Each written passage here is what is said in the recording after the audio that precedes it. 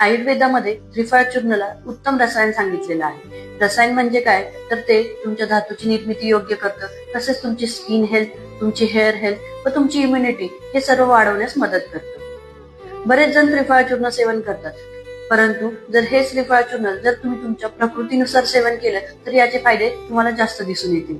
नमस्कार, मी वैद्य अश्विनी जबरे. आज आपण या व्हिडिओमध्ये त्रिफळा चूर्ण प्रकृतीनुसार कसं सेवन करायचं आहे हे बघणार आहोत. तर बघा, जर तुमची वात प्रकृती असेल तर तुम्हाला त्रिफळा चूर्ण हे तूप आणि खडी साखर यासोबत घ्यायचं आहे. जर तुमची पित्त प्रकृती असेल तर त्रिफळा चूर्ण हे तुम्हाला तुपासोबत घ्यायचं आहे. आणि तेच तुमची जर कफ प्रकृती असेल तर त्रिफळा चूर्ण हे मधासोबत घ्यायचं आहे.